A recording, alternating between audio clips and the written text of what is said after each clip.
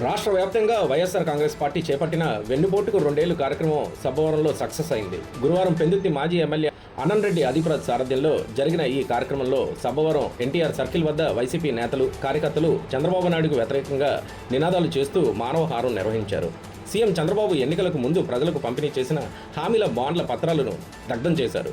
ఈ చర్యను Sabbavaram CI Ramachandra Rao, SI సింహాచలంలో అడ్డుకున్నారు. ఈ సందర్భంగా ఆదిప్రసాద్ మీడియాతో మాట్లాడుతూ చంద్రబాబు మోసానికి గ్యారంటీ 2 ఏళ్లు పూర్తయిందని ఎద్దేవా చేశారు. సూపర్ 6 హామీల పేరుతో ప్రజలను మోసం చేశారని దుయ్యబట్టారు. వైఎస్ జగన్మోహన్ రెడ్డి కరోనాలో సైతం ప్రజల బాగోగులు చూస్తూ ప్రజా సంక్షేమ పథకాలు అమలు చేయడంలో ప్రజలు గుర్తుపెట్టుకున్నారని పేర్కొన్నారు. రాబోయే కాలంలో కూటమి ప్రభుత్వం ప్రజా వ్యతిరేక విధానాలను నిరసిస్తూ చేపట్టే కార్యక్రమాలను విజయవంతం చేయాలని పార్టీ నేతలకు పిలుపునిచ్చారు. అనంతరం చోడవరం నియోజకవర్గం వైసీపీ పరిశీలకులు గండి రవికుమార్ మాట్లాడుతూ రాష్ట్రాన్ని పాలించిన ముఖ్యమంత్రులు ఎన్టీఆర్ పేరు చెప్పినా, స్వర్గీయ వైఎస్ఆర్ పేరు చెబితే పేద ప్రజలకు అమలు చేసిన సంక్షేమ పథకాలు గుర్తుకు వస్తాయని, అదే చంద్రబాబు పేరు చెప్తే మోసపూరిత హామీలు, వెన్నుపోటు రాజకీయాలు గుర్తుకు వస్తాయని సెటైర్లు వేశారు.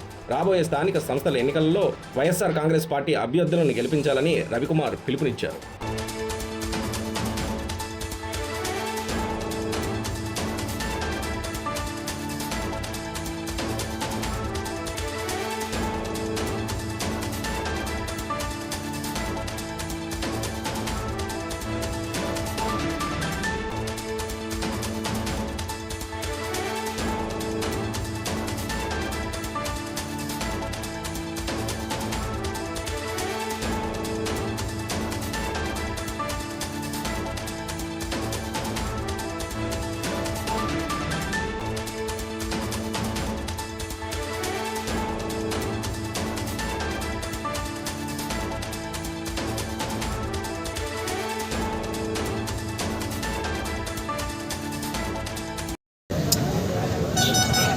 అనేక సందర్భాల్లో మనం మాట్లాడుకున్నాం. 2 సంవత్సరాలు ఈ కూటమి ప్రభుత్వం అధికారంలోకి వచ్చింది అంటే ముఖ్యంగా వాళ్ళు ఇచ్చినటువంటి సూపర్ 6 హామీలు కానీ, వాళ్ళు ప్రవేశపెట్టినటువంటి మేనిఫెస్టో కానీ చాలా మంది నమ్మి ఈ కూటమి ప్రభుత్వాన్ని అధికారంలోకి తీసుకొచ్చారు.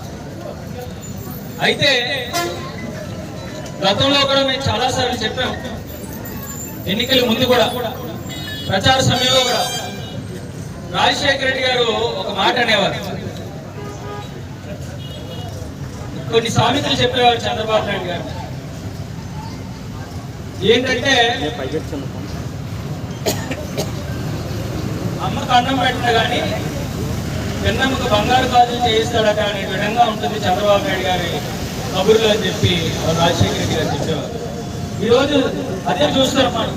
ఆయన ఇచ్చినటువంటి హామీలు ముఖ్యంగా సూపర్ 6 లో ఏ ఒక్కటి కూడా నెరవేర్చారు. ఇవాళ మనం చూద్దాం, ముఖ్యంగా 18 సంవత్సరాలు దాటిన ప్రతి ఆడబిడ్డకి కూడా నెలకి 15,000 రూపాయలు ఇస్తారని చెప్పడం జరిగింది. అంటే సంవత్సరానికి 18,000.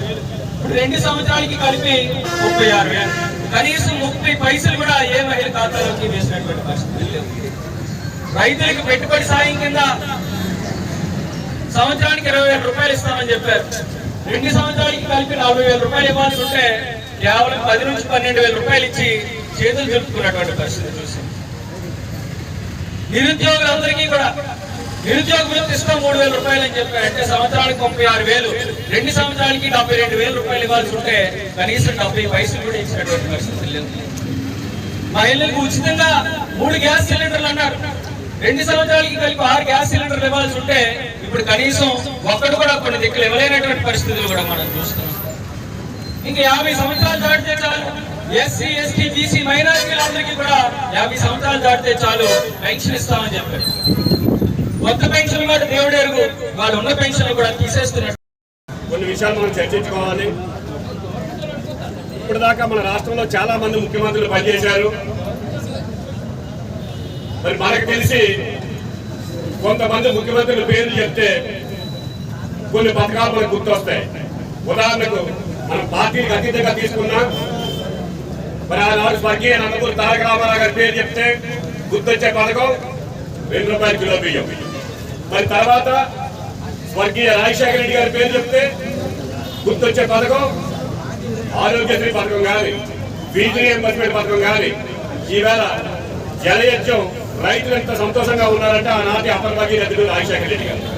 మరి అలాగే జగన్మోహన్ రెడ్డి గారి పేరు చెప్తే గుర్తొచ్చే పథకాలు అమ్మఒడి, నాడు నేడు స్కూల్స్, అలాగే సచివాలయ వ్యవస్థను తీసుకొచ్చి గ్రామీణ ప్రాంతానికి సేవలను తీసుకొచ్చేసే విధంగా సచివాలయాలు, రైతులకు అందుబాటులోకి అన్ని కూడా ఎరువులతో ఉత్తరాలతో అన్ని కూడా గ్రామ స్థాయిలోకి తీసుకొచ్చేసిన ఆర్బీకే కేంద్రాలు, ఇలా చెప్పుకుంటూ పోతే ఒక్కొక్క నాయకుడి పేరు చెప్తే ఒక్కొక్కటి గుర్తొచ్చే సందర్భాలు. మరి మీరు చెప్పండి, చంద్రబాబు పేరు చెప్తే గుర్తొచ్చేది ఏంటి? చంద్రబాబు పేరు చెప్తే గుర్తొచ్చేది ఏంటి? వెన్నుపోటుకి రెండేళ్లు చంద్రబాబు షూరిటీ, బాబు షూరిటీ, మోసం గ్యారెంటీ, ఇలాంటివన్నీ కూడా ఒక చంద్రబాబు నాయుడు పేరు చెప్తే గుర్తొస్తుంది.